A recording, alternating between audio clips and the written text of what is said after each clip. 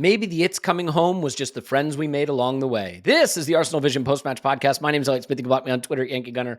Yeah, the It's Coming Home. They came home. That's something. Saw them just get off the plane. Sorry, England fans. I was rooting for you. And for Spain fans, by the way, congrats. I hope you stayed up deep into the night to celebrate. I joined Phil for the Euro Daily episode on the Football Vision feed last night. And based on the sounds coming from his Barcelona apartment, much revelry happened. They were up late into the night, beeping their car horns and setting off fireworks. So a great celebration there. But I am sorry for all the England fans who were let down. And I, obviously because of Bukayo Saka and Declan Rice and my friends who are English, I had sort of adopted the team for the final and hope to see England do it. And the fact that they didn't is pretty heartbreaking. I feel somehow it was less heartbreaking this time than last time. And maybe Tim and Clive will have a different opinion, but I think against Italy, it felt like they should have won. And obviously the manner in which they went out was absolutely gut-wrenching. This one, I do think it's fair to say the best team of the tournament won the tournament, and any other outcome probably would not have reflected the tournament overall, but that's tournament football.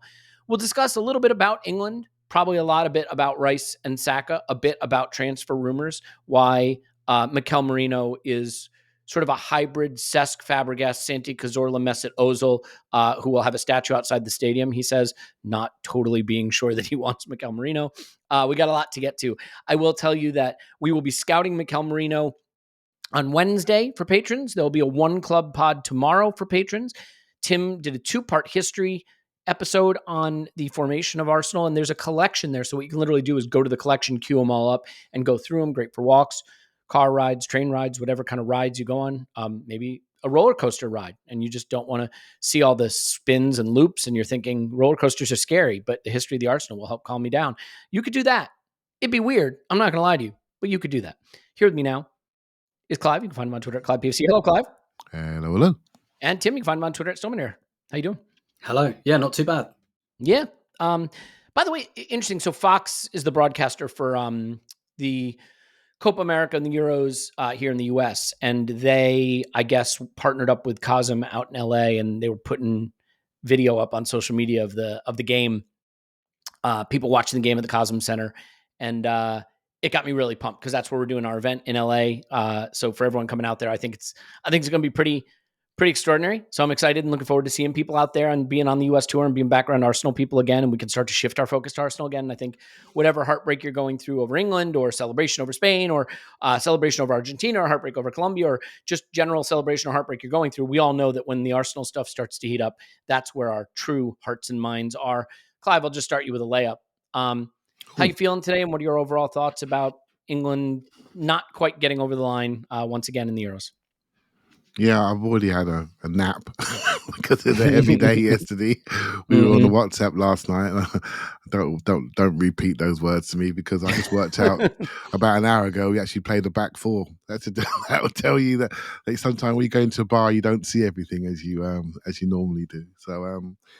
So yeah, I feel absolutely fine. I worked out a while ago that we're most of us on this podcast who listen are interested in the tactical side of the game and the intelligence side of the game, the IQ side of the game, the data side of the game. And when you look at England, you see certain things on the screen, you have to just lower your expectations, right, and take from it what you want to take from it. And as I said to you, I go to my local non-league football club, into the club, 500 people there enjoying the fact that England are playing in the final. And that, to me, is the biggest thing that international football brings. It brings people together mostly, unless you look at Twitter. It brings people together, and that we wouldn't normally be. So I've been pretty cool with it, because some of the tactical misnomers are so easy to see. We could literally do a 5-hour podcast on it, and we still couldn't cover everything, and we'd all agree with each other. It'd just be, the only argument we'd have is the priorities by which we looked at them. I've got my priorities, you've got yours, Elliot, and I'm sure Tim's got his. That's the only difference. We all agree with the statements. It's just the order, and so if we want to move this forward, we have to decide tactically how we're going to go, and how we're going to play. Because at the moment we're in a personality dance-off, and how can we pick the players? And then when we don't see the tactics, we then ask why.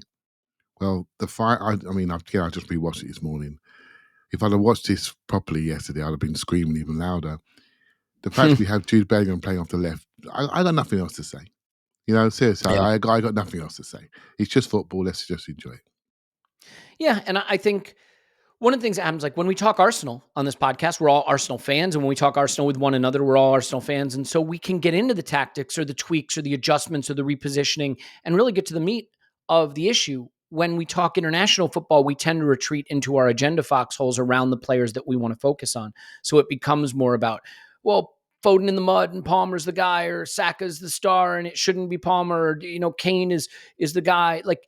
And unfortunately, you very rarely are going to solve football problems with those kind of conversations. Ali Kay wrote an interesting article for the New York Times talking about elevating football literacy, and that around these tournaments, around the England team, there's always a lot of talk of togetherness and the spirit and destiny, but not a lot of talk of like tactics and spacing and profiles and dynamics on the pitch. And it is interesting.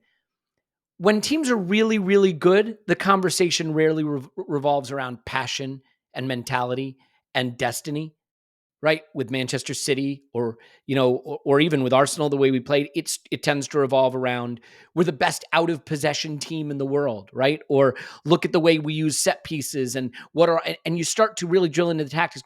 When teams are flawed, you start to hang your hat on things like passion and destiny. And it's a shame because I think that there's enough talent in the England team for it not to have to be that way. Tim, I wonder, and I think this is why I bring up the football literacy point. I don't know that there's a lot of elite managers in international football, and I don't know how much management actually goes on. Somewhere between none and some is the right answer. And it feels a lot closer to none than some right now with England. And I think making 2 finals is a great way to say you did pretty well. But by that metric, you could say Coventry City is the second best team in England because they made third best or fourth best team in England because they made the semifinal of the FA Cup, or that Manchester United are the best team in England. We know tournament football doesn't teach you that. And I do wonder at what point is it fair to accept I know this sounds spoiled, but just making a final isn't actually the goal. Playing well, looking like Spain looked Spain could have easily crashed out to Germany, and it wouldn't have changed the fact that they looked like one of the best teams in the tournament. At some point, does a team with this much talent have to look better than it has tended to look over the past few years, regardless of getting to finals? Or does that not matter? Yeah, absolutely. It's weird, isn't it, in the international game? Because in the club game, we would say the league is the yardstick really for how good a team you are. But you're saying the Nations League is what we should really focus on. But obviously in international football, well, actually in CONMEBOL, World Cup qualifying is a league of all the South American nations. But generally you're judged on cups in international football. That's what you have, tournaments. And so, I think the guys on Arscast Extra today had an interesting conversation about tournament specialists and how that's probably where the international game's going. And, De La Fuente came through the Spain kind of academy team. So did Southgate. And, they were talking about how that will probably happen more and more in international football, that you'll breed specialists, as it were, because, let's say Southgate resigns, which he might well do. Probably Graham Potter, it feels like, would take the job, but we have no idea whatsoever, no basis for knowing how good an international or tournament manager he would be at all. I think he'd be the worst pick imaginable. The worst. I think you could say that because of the complexity of what he tries to coach. Well, that's the thing. 2 things, right? We know he's a system guy and he wants to install a system, and that's hard to do it at an international level. And if you believe anything about what happened at Chelsea, he just couldn't get the egos together, right? And so it's he doesn't. That's the job. That's the job, exactly. A little bit of tactics and a lot of ego management. Yeah. Essentially, I think what you've got to do in international football, you've got to understand the rhythm of a tournament. I do think that's a thing, and I do think that is something that Southgate probably has been quite good at, to be fair to him. Understanding cup football, I guess. But I think what you've really got to do is you've got to bank on a few partnerships to get you through, because obviously there's no transfer market. You're given the players, really, and you can argue about who the third choice striker should be and stuff. But usually a first kind of 14, when you manage an elite country, will become pretty clear. And it's about getting those partnerships together. So what Spain did for me was not a triumph of coaching. Really, I think what happened for Spain is they've always had, like, sorry if I've said this before, but the last two tournaments, Spain won out after 0-0 draws on penalties because you can't get the ball off them. They've always had that, but they didn't have the iron fist inside the velvet glove, as it were. And then like two young wingers have just fallen out the sky. And what the manager has done is let them fall out of the sky and gone, Yamal, yeah, he's 16, but he's in. He's in because not only is he really, really good, he is exactly the sort of player we've been missing and exactly the reason we've been drawing 0-0 against Morocco and teams like that in tournaments, because we don't have that player. And how do they open the scoring? In this game, they beat us on both sides. It's Yamal kind of comes in, loses Luke Shaw, and then they beat us on the other side. So they've let their wide, again, like I say, it's a manna from heaven for De La Fuente, but he's put those players in a position to succeed. And there's probably a cautionary note for England there as well. Like Spain have got a slightly fading, slightly lumbering striker who probably drops quite deep a lot of the time. But when you've got Williams and Yamal on the outside of you, that is fine. That works. Doesn't work when you've got Foden, Bellingham and Saka. So I think a lot of it is kind of banking on those partnerships. And again, I've said this before, I know, but some of the key ones that have defined Southgate's reign have gone. That Rice-Phillips one, did he sort that out? No, he didn't. The Kane-Sterling one's gone. Did he sort that one out? No, he didn't. And then Stones-Maguire. Guehi's come in and had a good tournament. That one's been okay. But essentially, you are at the mercy of the talent of your players. And if you're in a position like Deschamps or Southgate, where you've probably got more than 11 talented players, then you've got to fit it together, and you've got to fit it together in the most efficient way. And ultimately, the two teams that look like they've done that the best in this tournament were Germany and Spain. And that always felt like the real final to me. I always felt whoever came through that game was going to win it. Yeah. I mean, it is so interesting to think about how you can have so much talent and how it can fail to fit together. The irony, of course, is I think Walker had a really bad tournament, Kyle Walker. And obviously, Southgate didn't want to use Trent as a fullback. And it just, I think, underscores how big a mistake they made finding a way to alienate Ben White. Because, boy, would he have been a revelation for this team, I think. Yep. Mm-hmm. Sorry, I was just going to say, I know we're probably going to get onto the striker situation, but when you look at the Spain side that dominated 2008 to 2012, what did they do prior to 2008? At the time was very controversial. They got rid of Raul, their absolute centerpiece player, striker, but their attack and their midfield was Barcelona, right? Yeah. They were all Barcelona players, and Raul was the guy who was sitting in the penalty box and scoring for Real Madrid, which he did brilliantly for Real Madrid. Didn't work for Spain anymore. They chinned him, they got rid of him, and they put like David Villa or Fabregas. Like they put another Barcelona guy in there because that's what worked. They chinned the biggest personality. And I don't think it was about his personality. I think it was about the tactical fit. And no one talks about that anymore because look what happened afterwards. Yeah, it's interesting. And this is why I think also there has to be football literacy too, because Harry Kane is good. Foden is good. Bukayo Saka is obviously good. Palmer is good. Jude Bellingham is good. But I think maybe with the exception of Saka, although, even Saka to some extent, no player is good in all circumstances and all conditions, absent style and system. Harry Kane looked super washed in this tournament. I still think Harry Kane's probably one of the best center forwards in all of world football. If you're going to have a ton of final third possession, if the ball is in the final third and he can stand at the D at the top of the box, make little half moves, he's still has a phenomenal shot on him or can play a little pass into a runner running in behind, that's great. If he's got to stand at the edge of his own defensive third and he's got 70 yards he's got to cover before he can even get into the position to be impactful, he cannot do that now.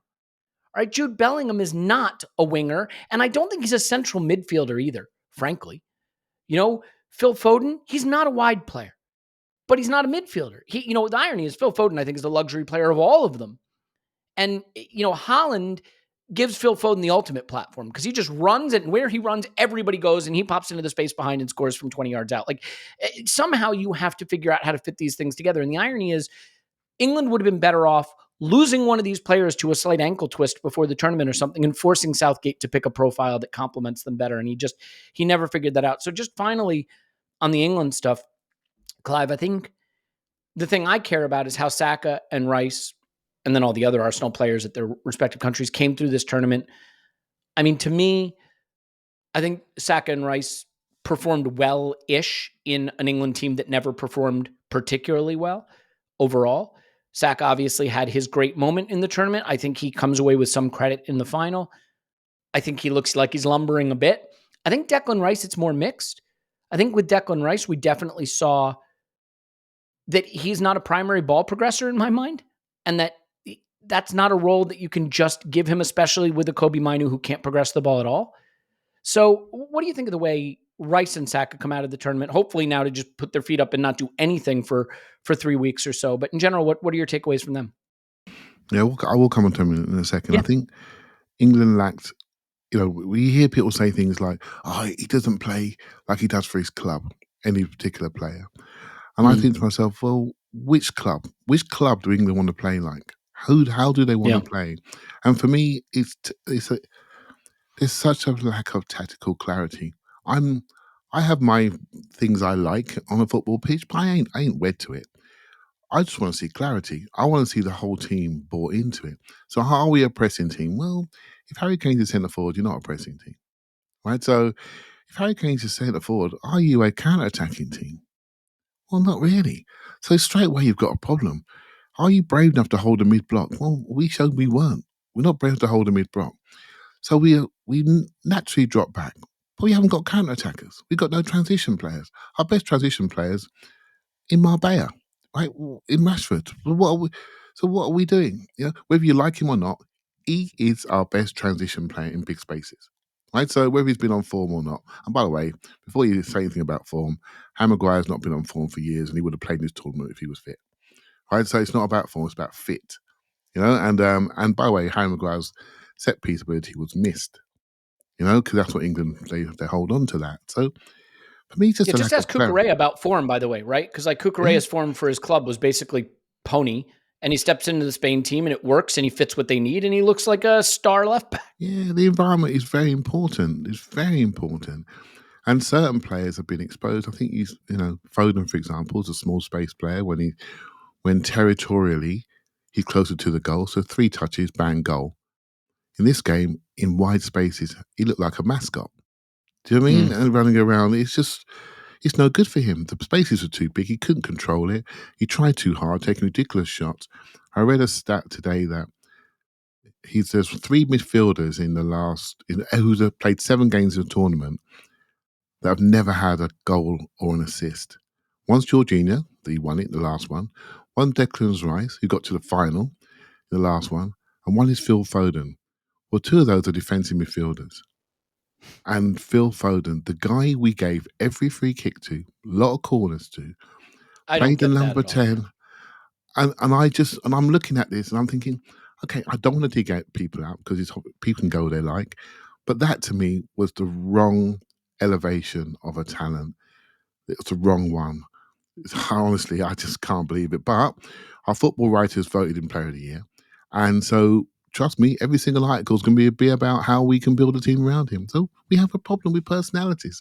We have a problem and we're not prepared to make a decision. So the environment is very important. So what happens to Declan Rice now? The environment at Arsenal where everyone is on the slant, people are not being pulled onto the guy into possession. We've got people high at the pitch, so you've got room to turn around, have touches and move it. For England, you haven't. Everyone's standing there wondering what's going to happen next. There's no cohesion. So suddenly we don't get the ball forward and Declan Rice is suddenly being castigated for his passing ability when it's not his passing ability. It's the cohesion and the links, and to Tim's line, the relationships further forward with people who can either get it, turn, or hold it. Right? So he ends up having touches and going backwards. And the same for other players as well. If you've got no outlets, you've got no chance. Right? So and you could see for Saka now, You don't have to be an analyst to work out that England are very right-sided bias, because the one person who can take people on and cause danger is on the right-hand side. Did you notice last night when Saka got the ball, how many people rushed over there like there was some sort of fire alarm? It's like they just rushed over there to put out that fire real quick. And he managed to get the ball through 3 players to Bellingham to lay off to Cole Palmer to score a very nice goal.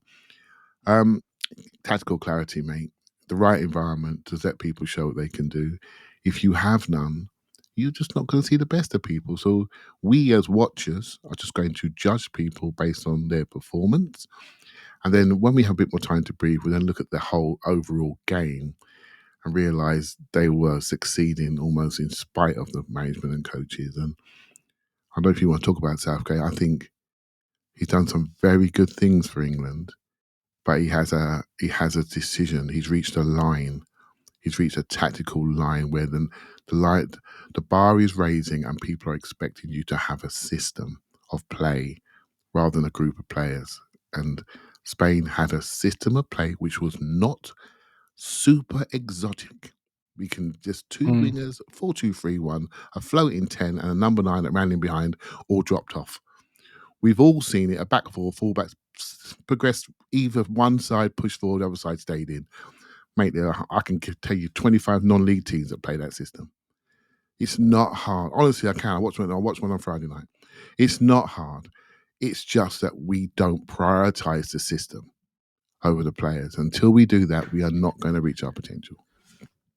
Yeah, and it is what it is. I mean, at some point, the goal isn't to squeeze in all the stars. The goal is to make a coherent team on the pitch. And unfortunately, to your point, I think a poor system can make very good players look ordinary, because players have roles. At the end of the day, they're going to be better at certain roles than others.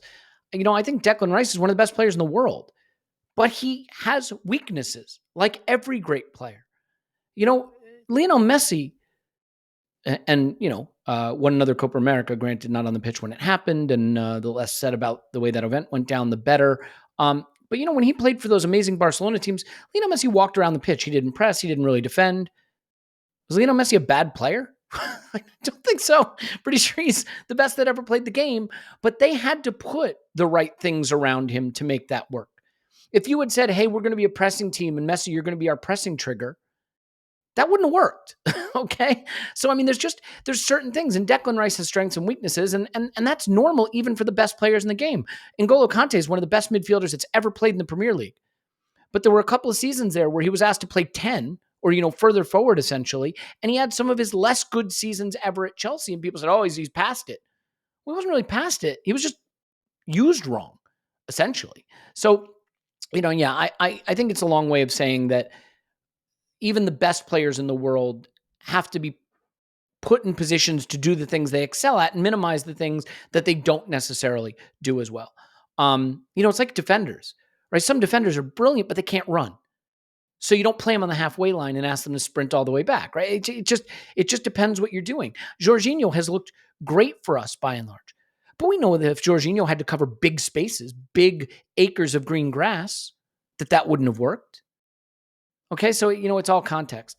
Tim, I want to get your take on it too, though, what you think of how Saka and Rice performed. And I think, ultimately, we know who they are. So let's not try to, the worst thing people do is like watch Kai Havertz play 3 games for Germany and try to redecide who he is after you just watch 50 games of him playing for his club. You have all the information you need. I'm just curious how you think they come away from the tournament based on how you think they performed overall.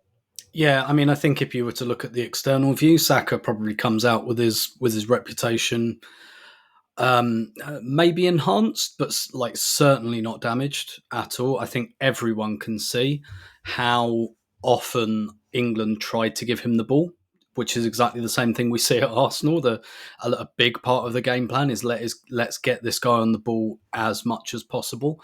And even without some key pieces, because you could say, right, before this tournament coming into it, you could say Saka almost never plays with anyone other than White and Ødegaard. And that can really elevate a player as well, that level of understanding. And those are 3 players who've been fit for nearly every single game for 3 seasons and played together for nearly every single game for 3 seasons. So you could say, you could come into the tournament thinking, well, maybe that's elevated Saka a little bit, but he has not had that liberty in this tournament. He's had like a wardrobe up front and a wardrobe at right back, basically. There's something off with the feng shui of the England team, and he was asked to do something else. He was asked to essentially be a right wing back as well, and he did it, and it was fine. And he was the one of the front play. I kind of think Bellingham's probably a moments player anyway. I don't really watch enough of Real Madrid to really like know this intensely, but he's always felt like a bit of a moments player, but a really, really good one. Whereas like Saka was, like I said in the last pod, those are the two guys who didn't come off ever at any point in the knockouts, right? Foden and Kane came off in every knockout game. Those two didn't. And so, like, I think Saka did Saka things would be my kind of capsule review. With Declan Rice, I don't think we learned anything new about the player.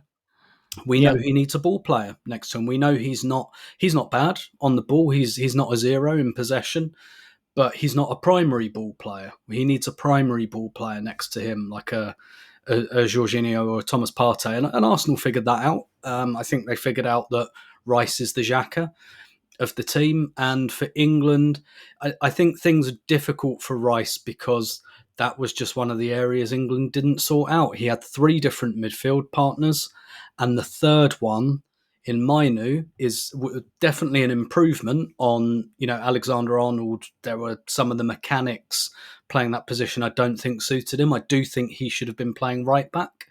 I definitely, whatever people think about his defensive weaknesses, I mean, I'm not looking at this version of Kyle Walker anymore. A couple of years ago, definitely not looking at. I'm looking at where goals came from in this game, and I'm thinking Trent would get absolutely crucified for both those goals if he were playing right back. But if you've got ball progression issues, the very least you should be doing is playing Trent at right back, I think, and particularly when you haven't really got an overlapping left back either. Get Trent at right back. Get him inverting and get him to help in an area where it's... I really don't understand why Southgate felt he couldn't make a decision on someone like Kane. But, I mean, it feels like the decision on Alexander-Arnold was made a long time ago and he's not really willing to go back on it. It'd be interesting to see what happens next because Walker and Trippier, surely they're going. But anyway, like, for Rice... we can see he's not the primary ball progressor. In this game, Mainu, like, there's a lot of hype because Mainu plays for 2 big teams with a lot of interest who are miserable, utterly miserable at progressing the ball. So him kind of doing it, and I don't want to be unkind because he's 19 and all that, but him doing it to a pretty average level, like, I think a lot of people wanted to believe that was better than it was. And it was fine. He was definitely the best of the options, but that was 3 bald guys fighting over a comb, quite frankly.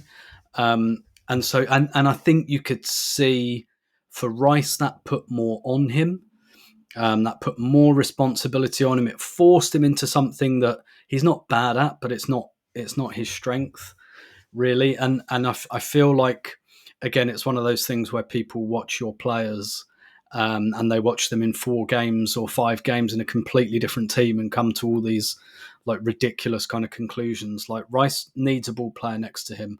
I think Wharton will probably come to do that job in a few years. Maybe Mainu will tidy up a few things.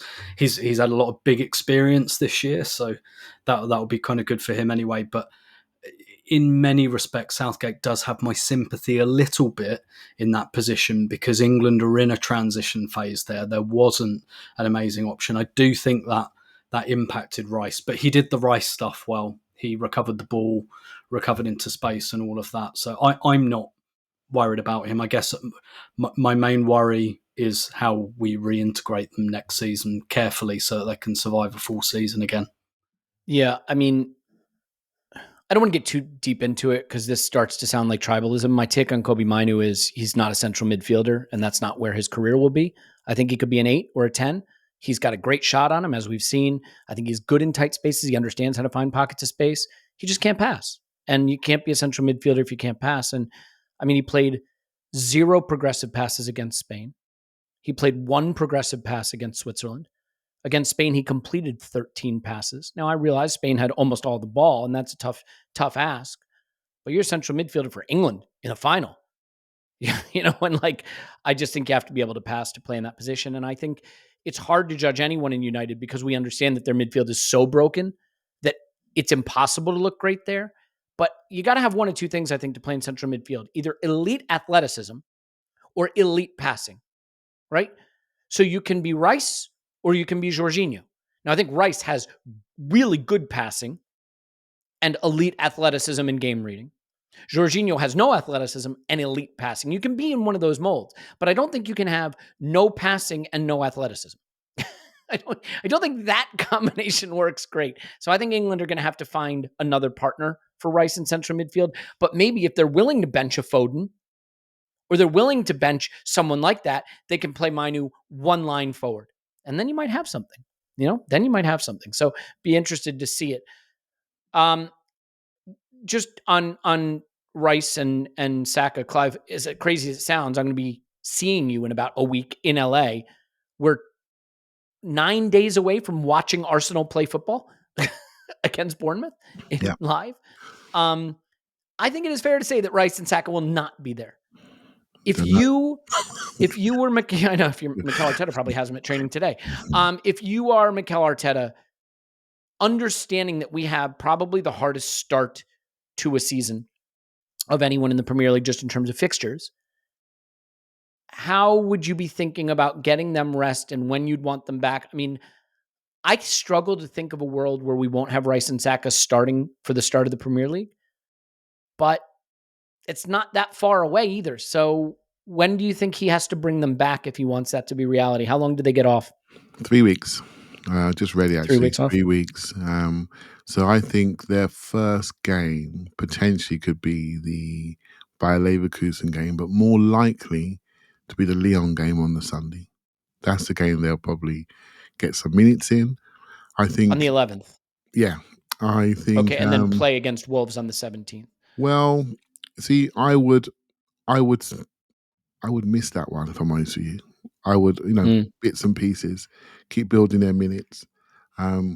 We have to give them the time, mate. We have to give them the time. I think Arteta did an interview last week. I'm sure you've all listened to it, which I thought was really, really good. It's more of an interview.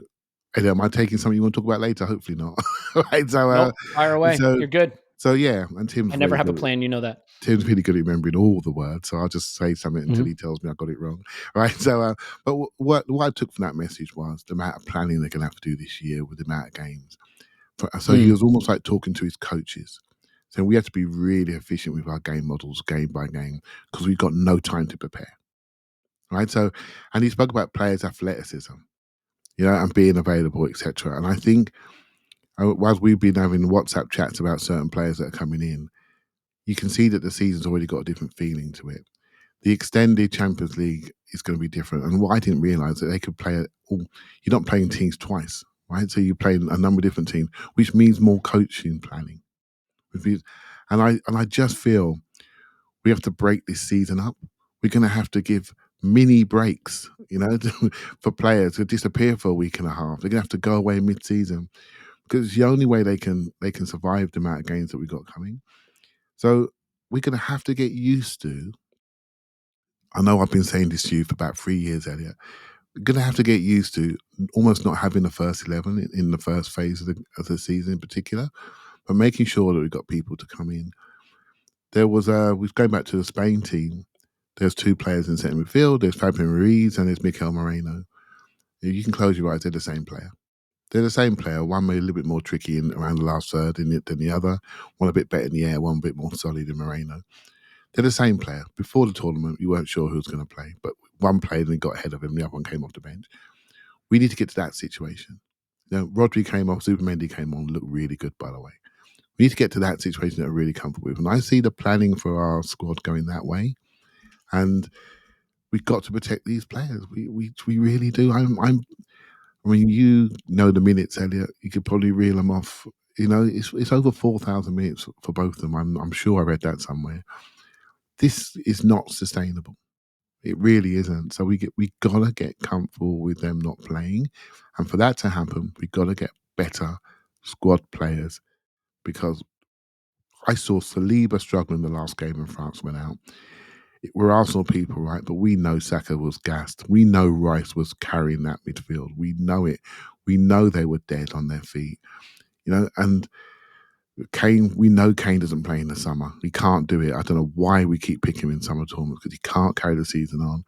You can see that players were completely done towards the end of that game. I mean, you think they can go on forever, but they can't. We've got to make sure there's something left for them. Yeah.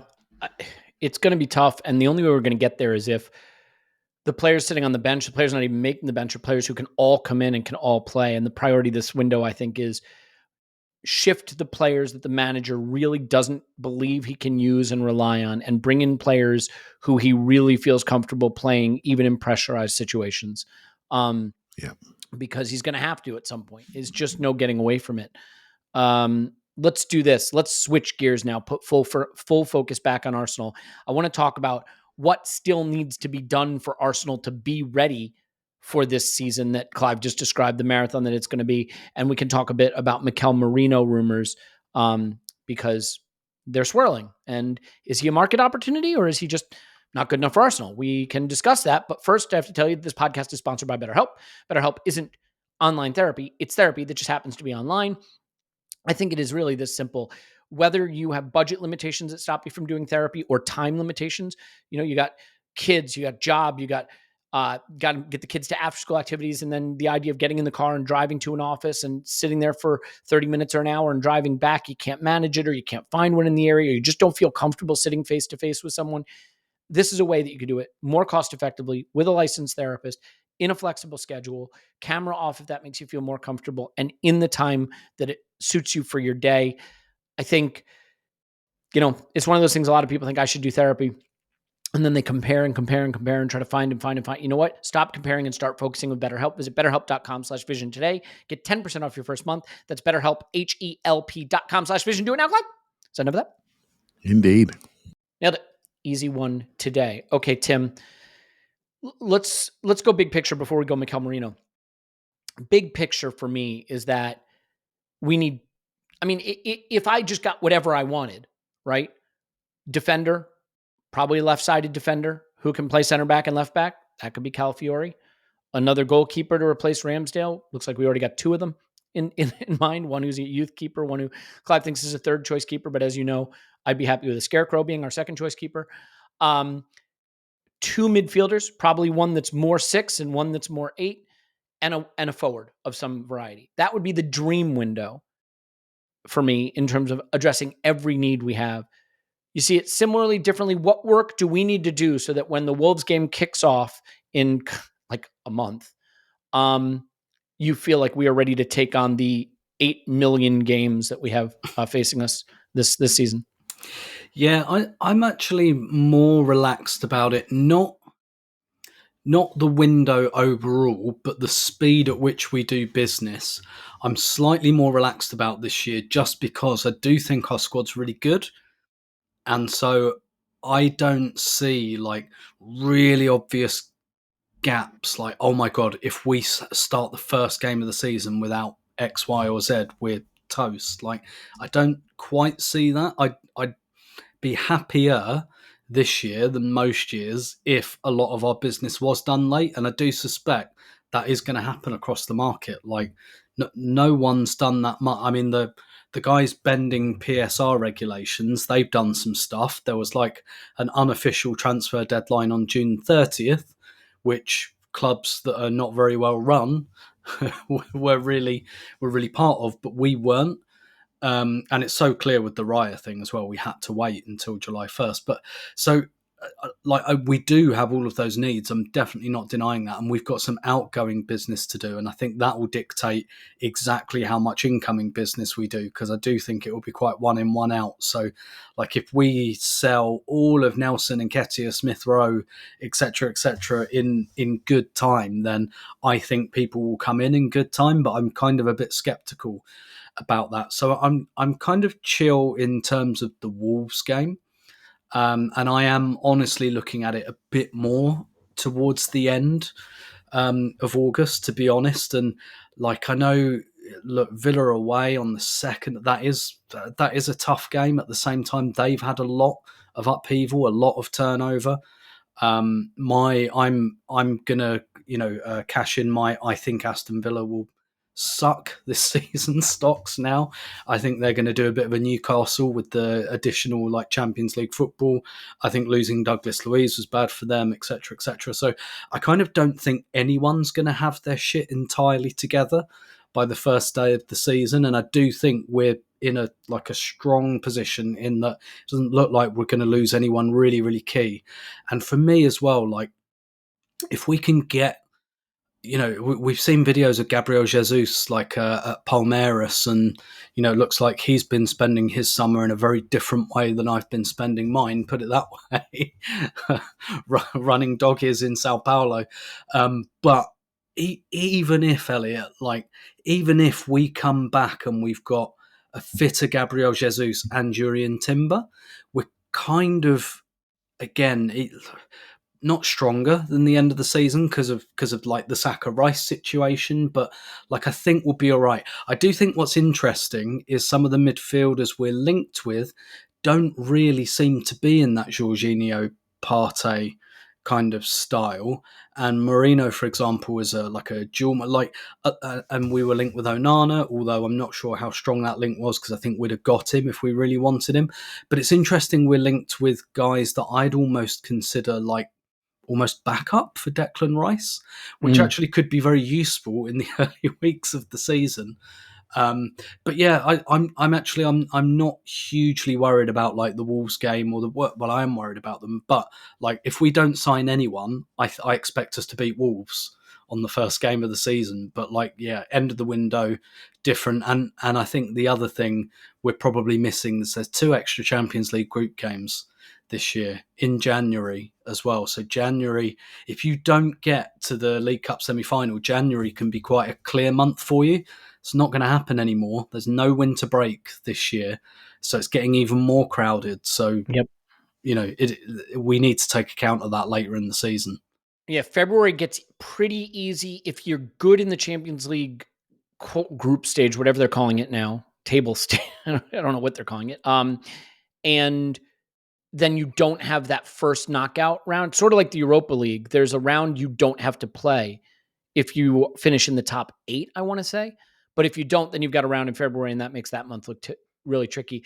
Clive, I tend to agree with Tim. Like, if we did no transfer business, none, we'd still be very good. And if we were able to stay fit for the entire season, probably looking at Champions League quarterfinals, semifinals, and pushing City to the wire. Because, like, why wouldn't we be as good as last season? You know what I like? There's no explanation. People always think you have to win the transfer window to win the next league. It turns out that's actually not the case. But the reason I don't believe that particularly is I also don't think you can count on these players running it back like they did last season, where Saliba plays every minute of the Premier League season, and by and large, we go unscathed. I think you need to fortify. The other thing is teams now have a season of watching what we do. Can we add players that do something a little different than what they expect? Can we find different ways to solve the problem as they're finding different ways to solve us? So I do think transfers obviously matter and matter a lot.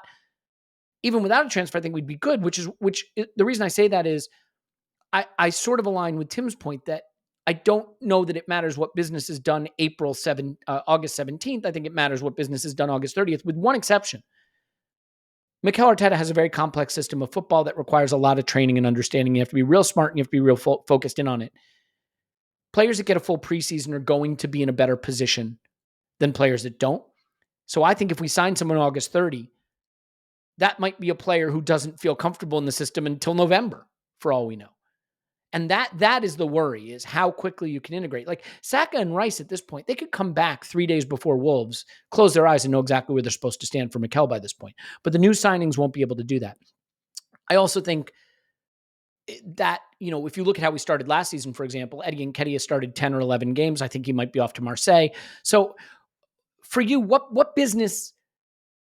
Maybe a hybrid question, right? What business do you feel pretty confident is going to happen as of right now based on what you're seeing out there, and what more needs to be done? Like, do you buy that we're going to do Calafiori, that Nketiah might go to Marseille. What are the moves you think are lining up now, and what else needs to be done in your view?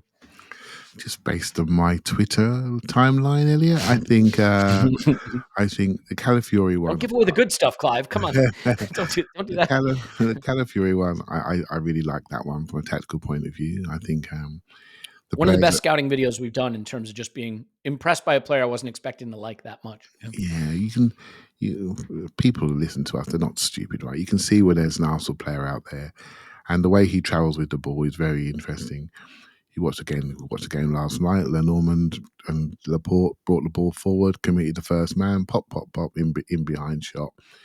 Defenders have the ball. We tend to have an overload there. They have the ball. What they can do with the ball is very important in the first phase of build up. It's not always on the number 6, So I think that's a very interesting signing. I like his physicality and size and aggressiveness. That's nice. The Merino one is another interesting one because he's a bit of a midfield chameleon. He does what's required. He can play all 3 roles if he needs to, and I think that's really important. He's tactically excellent. I think it's a bit stiff, Elliot. Sometimes looks a bit slow in certain spaces. But, mate, he can reverse pass. He can ping it, and he's very strong. He looks like a Premier League type player, right? So there's a lot there, right? There's a lot there. And given the fact we're going to have 4 million games, you're just going to need that. You're going to need that sort of player that you can need that man that when he's standing there, you don't think we're going to get run through, and but he also understands the technical side of the game. And so that's he sounds interesting, if I'm honest with you, but I'm not wed to it. I'll just see what happens. Smith Rowe is an interesting one because you read that he wants to stay, but Fulham are making him a priority. If I'm Smith Rowe, go where you're wanted. Go where someone has really got you on a fast track. I'm not sure Willian is, Tim. I'm not sure where he is, but you can see him playing the Willian type role for them, getting it off the sides, coming inside like a narrow wide man, like a narrow 10. Just go and play where there's a role for you, where one's opened up. Don't be institutionalized with Arsenal I'm trying to get into something that maybe you're really going to struggle with because there isn't a role that's really, really clear for you. Nelson, West Ham like him. They like him and they're looking at him. And Eddie, as you say, Marseille, there's a number of teams, Palace, looking at him.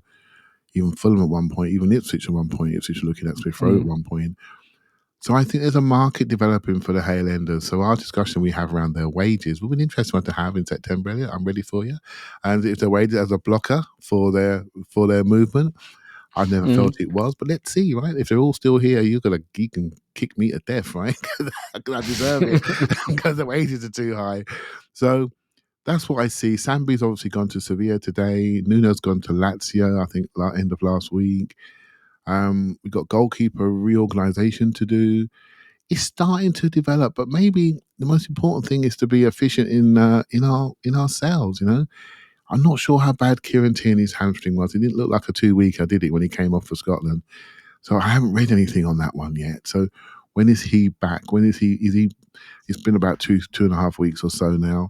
So when is he going to be able to be running again? Because he needs to be a running athlete to be sold by the end of August. So we do have some start of some really good things. But I have to say, when it comes down to it, Saka's not even packed his case yet, and I'm worried when he's coming back because he's the man. He's the man. And that can't continue. We have to be able to look at somebody else in those forward areas. Havertz looked tired towards the end. We now know he's the man as a centre forward. Again, he needs a backup. Who's going to be his fulcrum? And Jesus and Martinelli, we got to find them. We got to rediscover who they are, because they're 2 massive players for this football club, and they were lost for big portions of last season. We have to refine them. And I keep coming back to your line in it, what we don't do a lot. Tomiyasu seems to be stabilising injury-wise. Thomas Partey should be going, but if he doesn't go, last year of his contract, if someone offers 3 million quid for him, what's the point? Keep him, pay him his money. If his operation has now gone through and he's now staying fitter for longer and we maybe discover what it was, suddenly we've got a player that we can rotate in and out. So I'm not panicking yet. I'm okay with this team. I really am okay with this team. Yeah. I think the roles are going to be important. panicking would be stupid. Like point blank. No offense to anybody who's panicking, but don't be stupid. Like the team that we had last season was great. And we go into this season with more players because Timber is Lands. We got our first Lands for a while, right? Like a new signing, right? We saw him for one half to start the season and one half to end the season. Now we theoretically have him. So that's something. So, I mean, the team we have is good. It's a question of, is it robust enough? I mean, there's other things too that we have to factor in. Like Martinelli didn't have the season we expected.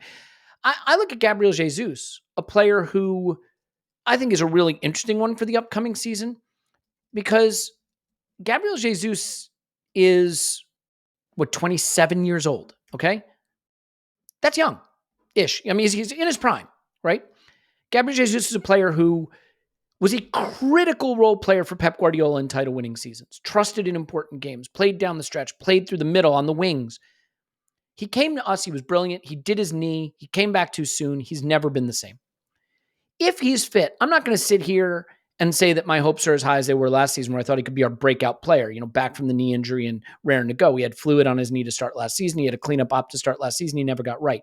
If he's right, Martinelli and Jesus are players we didn't get enough from last season who could suddenly be very valuable. Could you start the Wolves game, for example, with Martinelli, Kai, and Jesus up front? Of course you could. And Saka can stay in cotton wool, get some minutes up for the Villa game. If you have to play Jesus through the middle, if he's fit, that's great. If Martinelli's not there and you don't want to play Trossard, can you play Jesus off the left? You can. So I think that there are things there. Timber coming back, Jesus hopefully being right, Martinelli coming back maybe in a bit of better form, and it starts to look like there are even more options without any moves. But there's no question moves have to be done. And before we can analyze the moves that need to be done, because I want to be clear, we have to do business, obviously. I just think there's this weird thing people do where if you don't win the transfer window, they assume that a team that had 90 points last season is suddenly going to be a team that gets 75. Like, it doesn't make a lot of sense.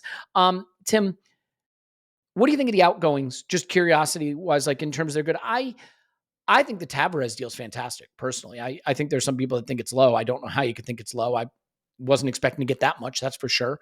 I think when we did our director of football episodes, which are still up on the Patreon, I think we allocated $5 million was the most I would give you for Tavares. So seems pretty good. But the Sambi one, I'm not sure what to make of, because I think Sambi was pretty good for Luton. And if you're pretty good at the Premier League level and he's not on a huge wage, I'm surprised there wasn't a Premier League club that looked at how he performed for Luton and thought, there's a player in there for us. Now, maybe he wanted to leave the Premier League. I really don't know. What do you think, though, Tim, in terms of those moves, the Sambi move, the Tavares move, and then potentially the Hale End boys making their farewell? Yeah, Sambi and Tavares, they've obviously been decided for a while. They seem like the easiest to do, and they're the kind of they're not going to make us and break us. They didn't, like, in terms of incomings, they were not make or break signings. They were gamble for gamble money, and they'll go out for something similar. And it's kind of, we haven't really lost anything there. With the Sambi one and Luton, I mean, on one hand, Luton probably wasn't a fantastic loan, just in terms of that isn't a club with a great deal of resources. Like, even some clubs that go down to the Championship will still, be a reasonably sized club with reasonable sized resources to be able to do a deal. And, and Luton is not that club. And, but sometimes it shows you like how much of a crapshoot a lot of this is. So you've got, for example, like Amari Hutchinson goes on loan from Chelsea to Ipswich. Ipswich go up, so they can spend 20 million quid on him. And Sambi goes to Luton, plays pretty well, has injuries, and I think that's had like a big impact as well. But they go down, so they can't buy him. So like there are little vagaries there. It's a good point. Yeah. It's like these two are, they're kind of chumps change, really. They're not going to make or break our summer. It's more the kind of Nelson, Smith Rowe, and Nketiah. That's more where I'm looking. To be honest, that's Ramsdale. Yeah, probably Ramsdale as well. Although I'm kind of expecting that to be a loan, unless there is like a club. A club. I know you mentioned Wolves, for example. in that area of the league that needs a number one.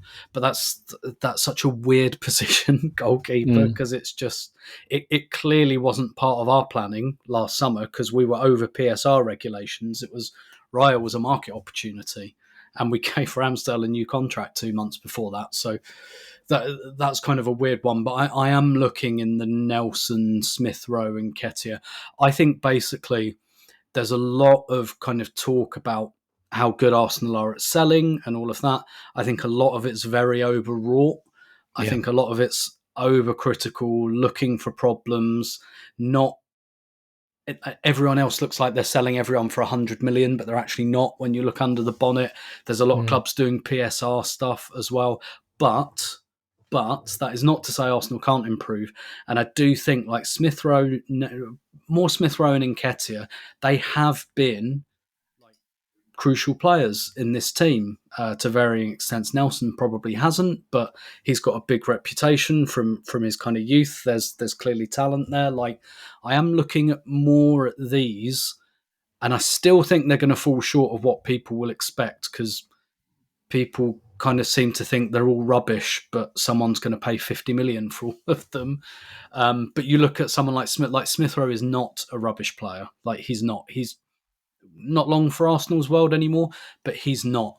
And Fulham have just, like that Fulham Smith Rowe thing to me, I'm looking at that because Fulham have just sold Paulinho to Bayern Munich. They've just got like a bit of a windfall there. To Clive's point, they might lose Willian to Saudi Arabia.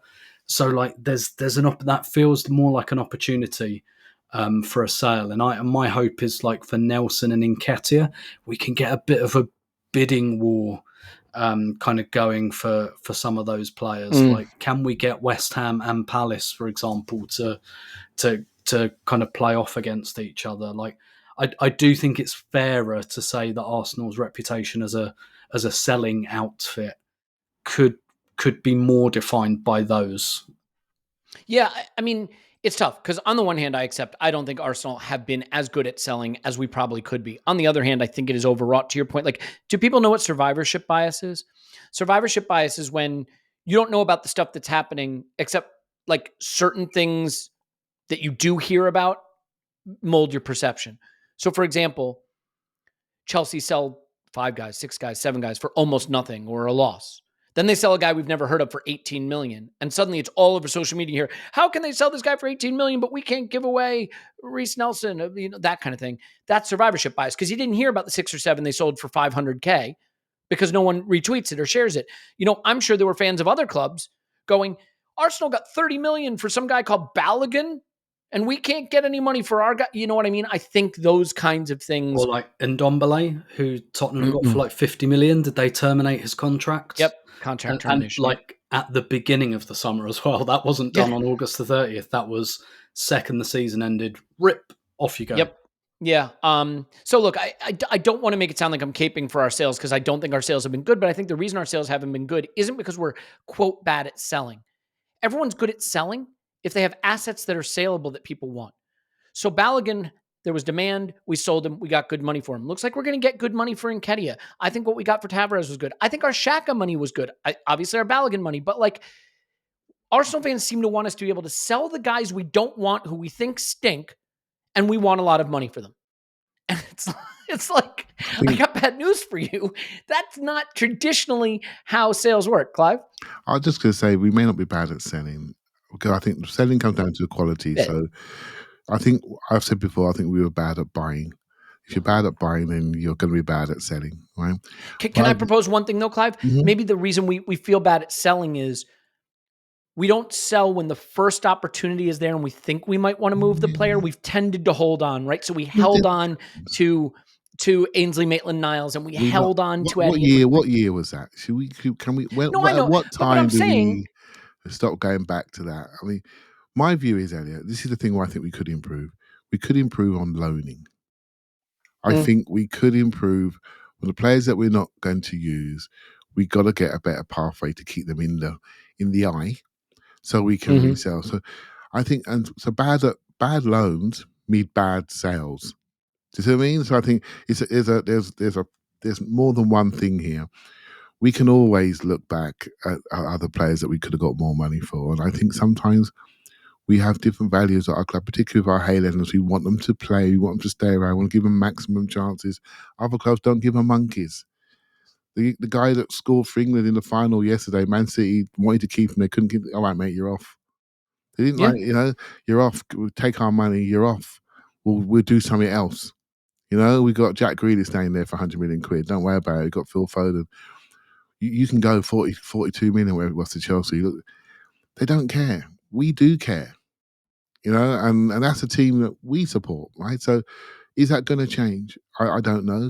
Are the rules forcing us to think about this slightly differently? I'm not so sure. But I think to myself, all those kids at Hale End want to see these people around the first team. And it has, when we're trying to attract players to Hale End, the youngsters, they want to see that the team gives them a chance or gives them a pathway. At the moment, for me, I think we give people a chance on occasion. So the cycle's not showing that at the moment, but we will do this season. But I think we can improve on our pathways. I really do. And that's where we've got to get better. Loaning. If you're not going to buy other clubs, we've got to get better loan relationships so these players feel confident they're going to be playing against men as soon as they're ready. Yeah. Yeah, I think that's right. Can I stay with you for a second then, Clive? Yes, mate. This is where it gets really hard because you either got to sell early when there's, like, for example, if we had sold Ramsdale last summer before we gave him the new contract, we probably could have gotten 40 million for him. So you do sometimes have to make the hard choice. Like, good sales tend to be sales you make when people aren't totally sure you should be selling.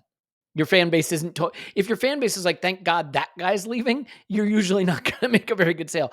But one of the other things, to your point about loans and things like that, is our academy is in a really tough position right now, I think, because we're so good that it is very hard to find ways to get these guys into the team. And if Smith Rowe and Nelson and Nketiah go and we bring in a couple more players, those players will need minutes. But maybe we leave just a few of those minutes on the table for someone to grab them. And I think we are at a really big inflection point with a guy like Ethan Nwaneri. No one, let me be clear about this. No one, absolutely no one, really knows how good these academy players are until they pull on the shirt for the first team and play men's football. Okay? And then you start to figure it out. And there's a learning curve there. Can we make a pathway for a player like that, Clive? Because I don't know that there's a lot of generational talent that comes through any academy. Most of the consensus seems to be this kid is one of them, those kinds of talents. Is that look, our primary goal is win the Champions League and the Premier League, but is one of our goals to find a way to start to move that player maybe into the picture for the first team? First thing you need to think about, which one of our academy players got the opportunity to play at a higher level and really either be an asset or somebody can potentially get close to our first team.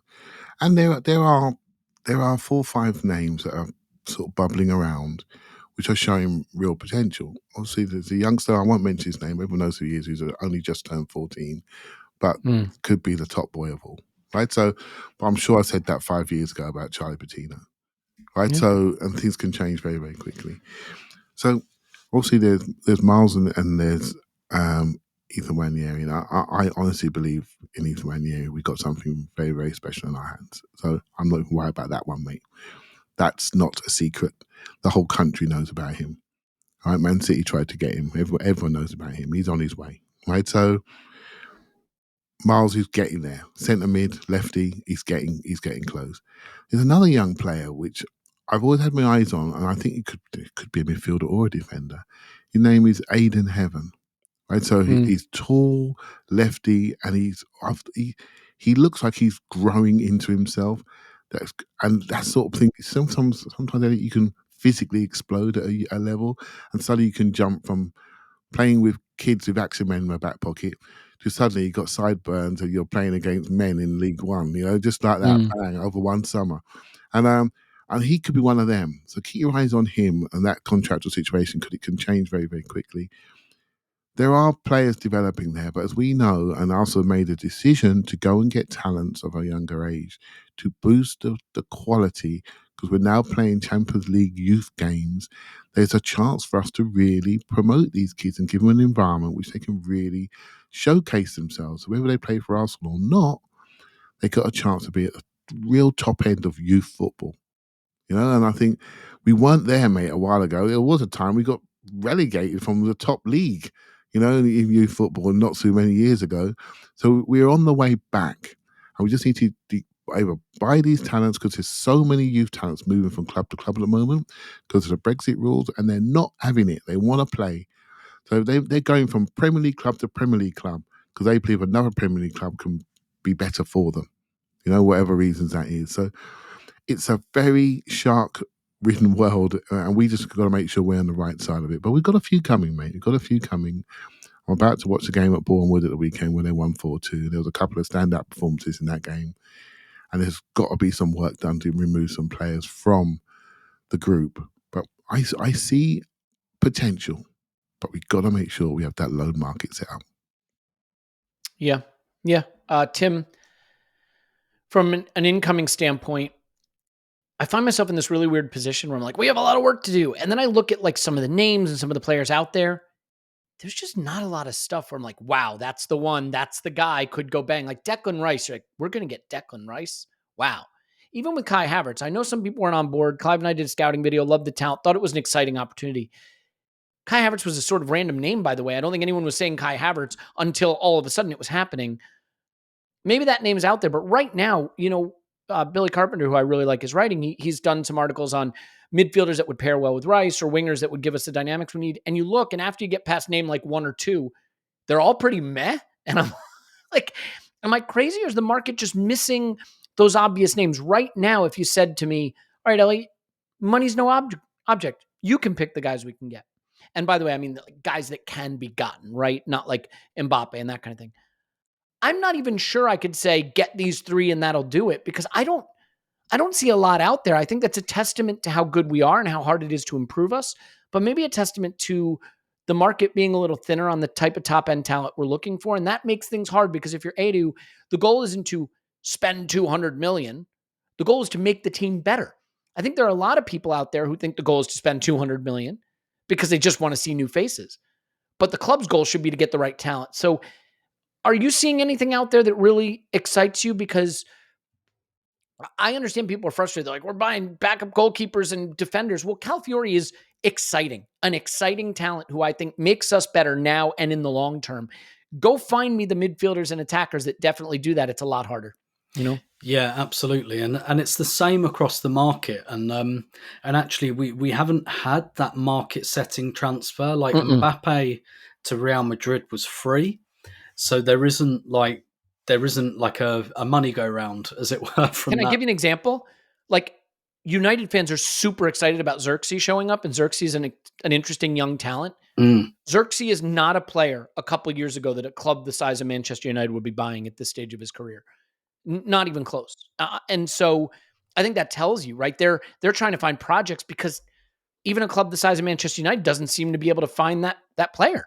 Yeah, exactly. And again, for us, I'm kind of all right with that, because I think we've got such a good basis. And for me, what this summer's kind of about is improving on some of the players we were just talking about, Smith Rowe, Nelson, Nketiah. Like, this feels more like a floor raiser than a ceiling raiser of the summer to me, because to your point, that like Rice level player just isn't there. I don't think. If it was, I think we'd go for it. Even like we went for Sesko, right?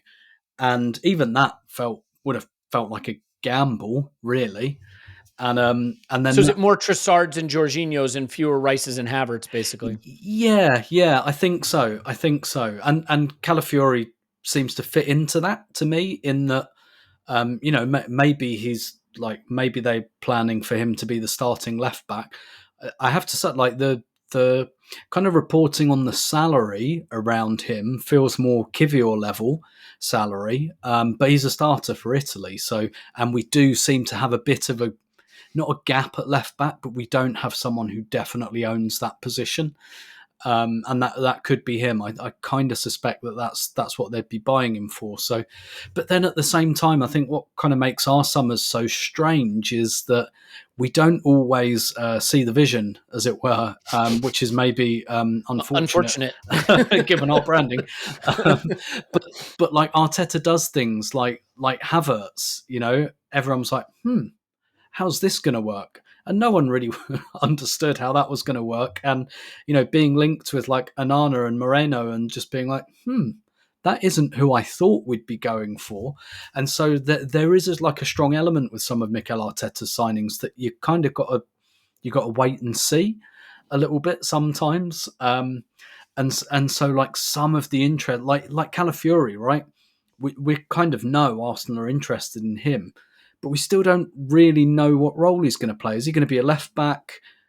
Is he going to be a backup left centre back? Is he going to be back? Like, how's it going to shake out? We still don't know that about Jurrien Timber. We've still got no idea how he'll be predominantly used.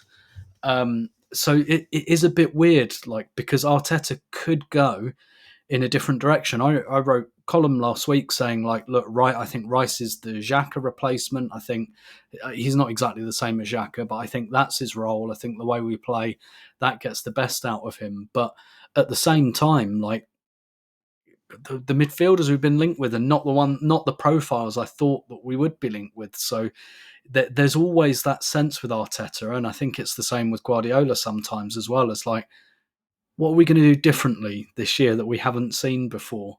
And that kind of makes our transfer business both difficult to predict, and when it actually happens, there's quite even Declan Rice, it's like, is he going to be a 6 or an 8? Like, is he going to be both? Like, what's the separation of those roles going to look like? Like, it's very difficult. We're difficult to read, and I think that's a good thing. I think that's an interesting point. So, all right, well, we might as well wrap on a rumor that is, I think, one that makes sense. Not that I necessarily want the player, but makes sense in that Mikel would know him. Odegaard would know him, importantly. And that's Mikel Merino. And this is the classic conundrum for me, because my opinion is that Mikel Merino is not a starter at Arsenal Football Club. No way, no how. Not with our ambitions, not with what we do. And if he is, we're worse. We're a worse team than we were last season. But can Mikel Merino become part of a midfield group where he can play in ways that help us in periods? Now, I will defend my position. And by the way, we're going to scout him on Wednesday. So I want to be careful. I've watched some of him, but not a ton of him. And I will know a lot more about him based on the video evidence on Wednesday. And I'll explain. I'll defend my position a little more after Clive has his go at this. But I think it is a tricky one, because let's say Partey goes, just for a minute. Let's say Partey goes and Sambi's gone. This is our midfield, you guys. Be prepared to be very scared. Rice, Jorginho, Odegaard, Vieira. That's our midfield for the whole season. Does that sound like enough? Did I forget anybody? Vieira could be seen as a forward. Just there you go. So Rice, Jorginho, Odegaard. That's it. That's terrifying when you say it that way. And that is the whole ball. The midfield, as we've discussed in the past, is the whole ball of wax. So, like, we got to not just get better, we got to get deeper.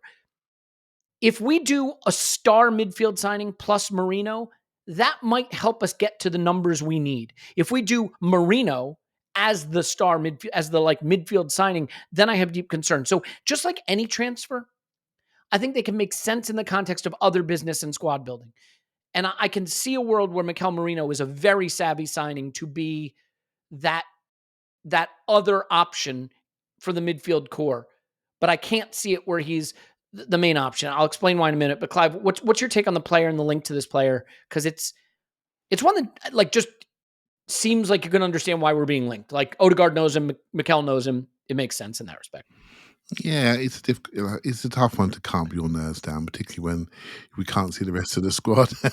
And you're quite right, yes, to say this. But like I say, if we were to add him to the group we currently have, then we look quite strong. because then we can rotate people. And I think this is what I'm trying to say. It's you that put this in my mind. You said something the other week. You said, what if we weren't going to do not anything? We don't mean really not do that much. And we started to look at it and thought, well, yeah, we could add something. And so that makes us better for the games that we have. Then you look at what he does. Well, he's an out of possession king. Well, you know what? Guess what? We are out of possession team. Right? He's tactically a bit of a hybrid. Well, you know what? We like hybrids. Look how many people we could debate what their best position is. Well, I like that, as Tim just said. I like that. So yeah, I look at the core principles by how which we play and the intelligence by which we play, and wonder if he can combine and have relationships with our other players.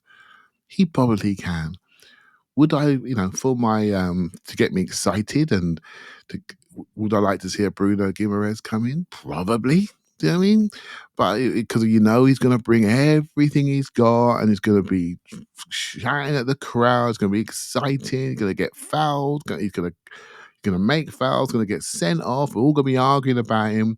It's really exciting, But I don't think we can get him out of there. I think the money's too heavy, and I'm not so sure about it. So this is like a situation potentially where there's a market opportunity for someone like Moreno, and then Elliot, we can sell out of it in 2-3 years' time and not cost too much money, and yet Arsenal will be at the top end of the game. You need to be at the top end of the game. You need to go, when you turn up to people's houses, you need to turn up and say, this is what we got today. We're not trying I'm not against this, by the way, but we're not trying a Zambia Anfield. We're not trying a Zambia Old Trafford, where we lost both of those games in his first season. We're rocking up with Mikel Merino. And there's going to be a certain level there. So would I spend 45 million quid on him? No, I wouldn't. But if it's around 20, as we're talking, wow, that's cheap, mate. That's really cheap. So that's the way I'm looking at it. We'll look at the player more closely, but that's how I look at this.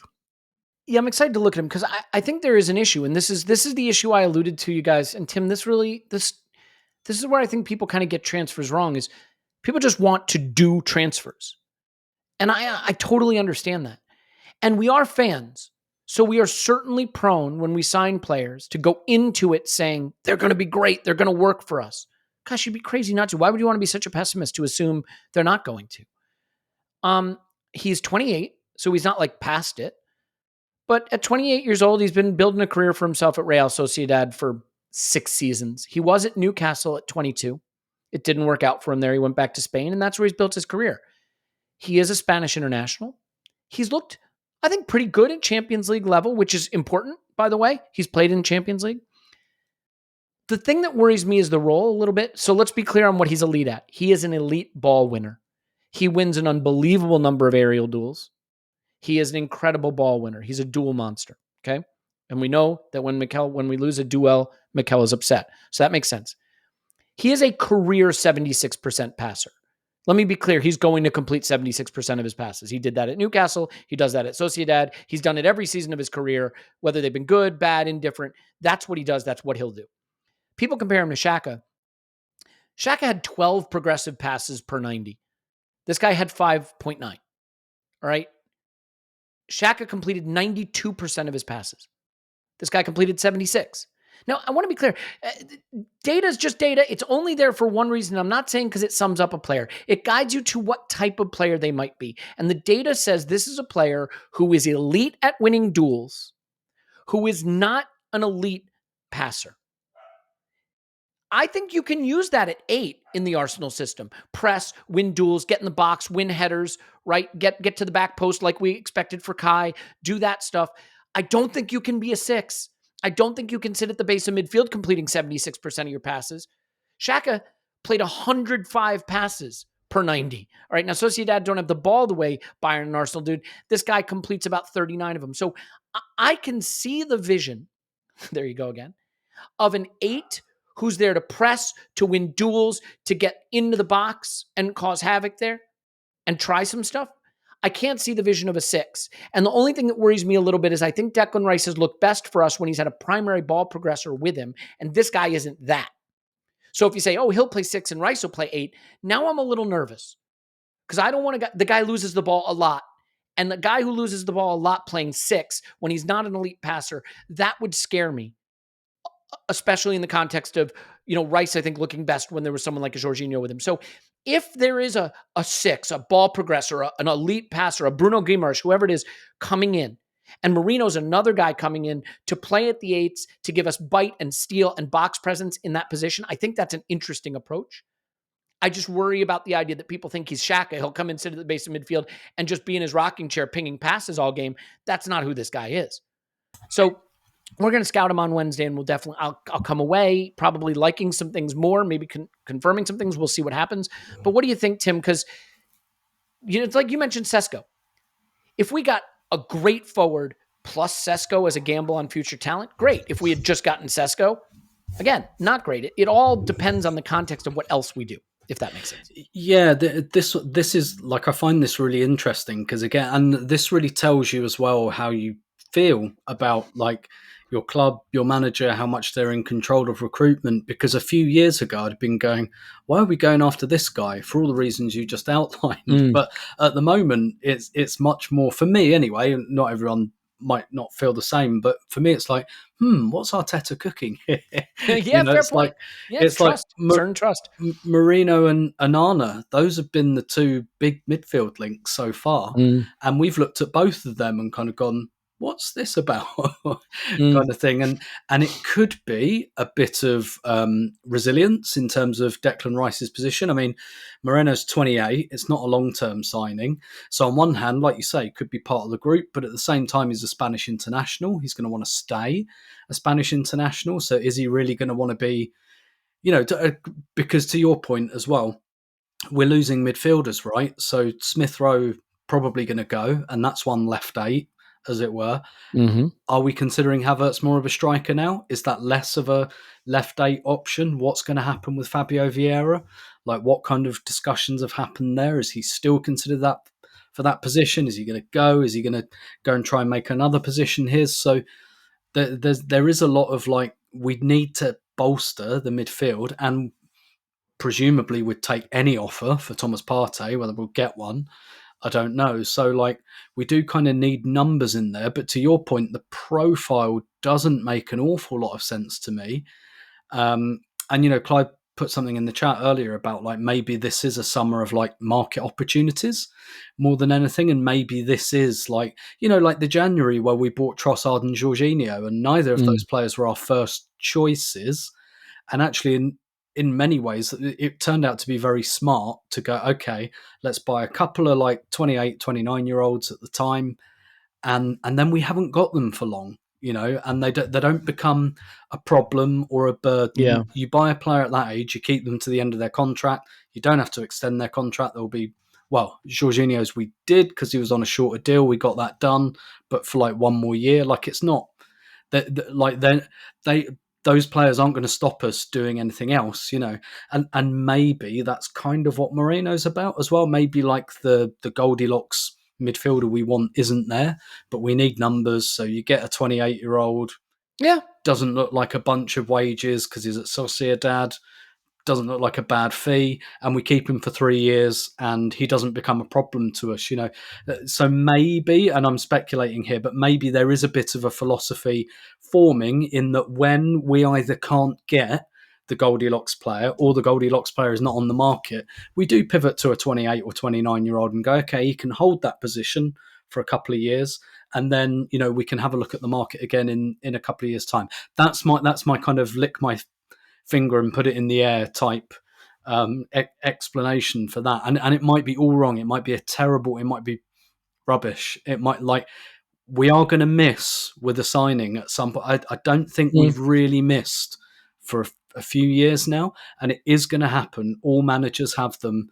Like, Ferguson had his Varane, and Wenger had some of them even in the early years. Like, they do happen. Yeah. City had Kovacic and Phillips and all of that. Well, Kovacic is good, to be fair. But to your point, Tim, like, if you're going to miss on the 20 million signing that makes 40K a week or whatever, right? Because like if all this, to be fair, if all this guy does is replace El Neni's wages or Sambi's wages, he's probably going to be better than those guys. Like, and the only thing I want to say about market opportunity, I think that's a phrase that gets used wrong only in this respect. Buying a player who is cheap because they're available is only a market opportunity if they're good. Buying bad players who are cheap isn't a market opportunity. You know what I mean? So I want to be careful, right? Like he's a market opportunity if he's good and we have a clear role for him. I think you said something that's so wise though, which is the extent to which you can understand. Like if I told you late period Arsene Wenger was buying a 28-year-old midfielder from Real Sociedad, we'd be like, oh, it's a Lucas Perez deal again. But when Mikel Arteta does it, right now, he's in the trust zone with us, right? The deals have been good. He understands his system. He knows the role. This guy played with Martin Odegaard, and they, I think, have a relationship. Like, he fits a need. I just think we have to profile him for what he is. When I hear that he's Xhaka, my ears perk up because I don't see, at least in the data, profile like that. In the little bit I've watched, I don't see that. Doesn't mean he can't be good. And when we bought Kai, by the way, Kai was bought to be left 8. We know that. Mikel said that.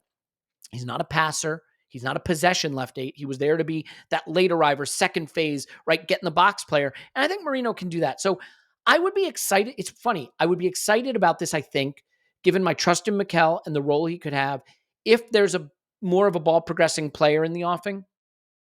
Absent that, I think I'd be a little more nervous about what we're going to ask him to do. Clive, final thought before we get out of here?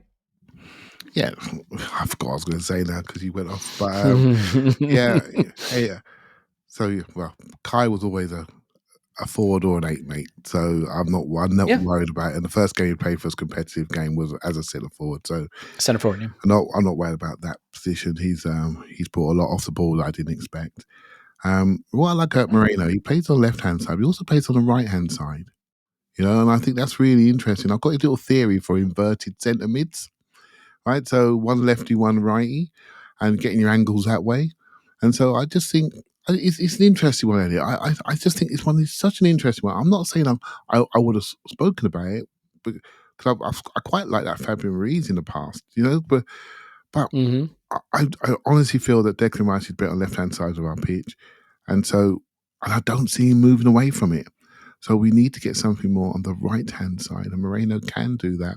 But also, when you've got a market which is this thin, how about developing people into different roles? You know, our coach is very good at developing players. So you also have to buy people to play to his strengths, you know, which is I can develop you into something else. I can teach you about the game. I can teach you where to stand. I can tell you about line height. This is our pattern. This is our system. And I can squeeze this information into you efficiently so you become a part of our environment and our structure. And I don't think it takes that long. Not for adults, not for 28-year-olds. I really don't. I know you're focused on his passing, Elliot, but for Sociedad, he plays with Martin Zubimendi. Well, I think it's only about a 50 pass a game guy, 50 touches a game guy. And he's their passer. He's their ball progressor. So I think some of the passes he's making are quite high up and they're quite intricate and they're quite complex. We'll see the videos this week. And so when I see that number, I don't worry per se. But you could develop him into a 6 or double pivot quite easily. Yeah. You know, and so you almost like if they're not there, but they do have the principles by which we live and die by, particularly off the ball and physically, then you can make them. You know, you can make them into the player you want them to be. And I think that's what we're really good at. You know, so look at you and Timber. It's a fair point. We watched him last year and we debated if he was going to take Ben White out, blah, blah, blah. He played left back and we're thinking, bloody hell, he looks good. And we're still debating left back or right back or centre half. Some people say centre mid. It's because we got it all ahead of us, right? So I'm not stressed, man. I'm not stressed. So I wouldn't mind a couple just because it's good fun. That's it. I just want to say I didn't realise that about him playing on the left and the right as well. That to me screams kind of squad player as well, like bit Trossard-like, you know, like that's kind of what you want from that guy, right? Who might not start the Champions League finals, everyone's fit, but if he can fit a number of different roles. And I know like on the women's side, for example, like Lotte Wubben-Moy has come into the team because she can play right and left centre-back. She was third choice for a couple of years, but she can fill both sides. So every time there was a centre-half injury, she was in, and now she's in the team because she got loads and loads of games doing that. And that can actually, same for Trossard, right? Trossard could have just as easily, there is another universe where he gets into our team as a number 9. last season, but he got in as a left winger. Like, so if you're high level squad player that can play different sides, I think that makes me more enthusiastic about it. Maybe. Yeah. Can I do one last thing, Elliot? Just one please. last thing. I know I've said it before in the past, so I'm repeating myself, but I think it's going to become even more relevant.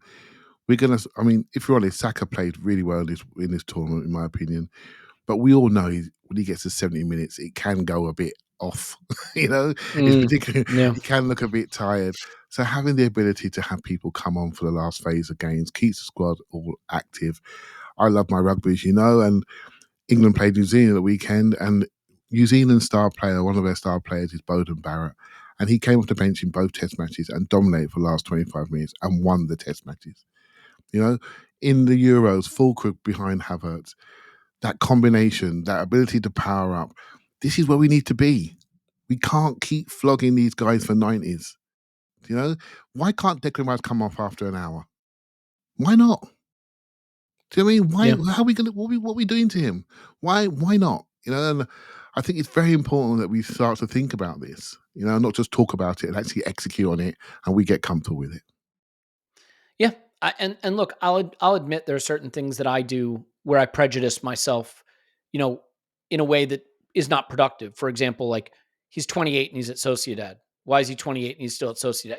He was in the Premier League at 22 and it didn't work and he had to go make his career at Sociedad. Well, maybe because of system, maybe he wasn't mature enough. Maybe he didn't really understand who he was as a player. Maybe he's finally like things can happen. Players, the star players develop young mostly, but good players can develop later. And I think, let's say it this way. We tend to get bent out of shape about transfers based on the order in which we do them. Excuse me, right? So like a lot of people right now are going, why are we buying another defender? Because of the Calafiori thing. Well, what if I told you we ended this window buying 4 attackers, 3 midfielders, and 1 defender? I mean, we're not, because that'd be silly, right? But then no one would be screaming about buying Calafiori. We do tend to get bent out of shape by the order of it. So I'm probably more concerned about Merino links now, not knowing what else we have in the oven, and that might change. If Merino came in, for example, on August 30th, or is there a 31st day of August? Yeah, August 31st. And we had already done a lot of really good business, then you'd be like, wow, that's a really savvy addition who can play 8 and, add some bite to our midfield and be a finisher, just like he's been a finisher for Spain, by the way. So I think we should leave it there. That's probably enough for post Euros. Tim, it seems like you're chomping at the bit to say one more thing, but could be wrong. No. Oh, good. Oh, great. Thank God. That means we can end it. One club pod tomorrow on Patreon. Mikel Merino scouting video Wednesday on Patreon. You better sign up now and get ready, because once the season comes around, rewatches, instant reactions, Premier League power rankings. It's all coming back. You don't want to miss it. And we're off to LA next week. So get caught up now. Tim's on Twitter at Stominator. Thanks, Tim. My pleasure as always. Clive's on Twitter at Clive PFC. Thanks, Clive. Thank you very much. Hope everyone's healthy and happy wherever you are right now. We love you so much. Thanks for being here. We love you, and we'll talk to you after Arsenal 10. Transfer window.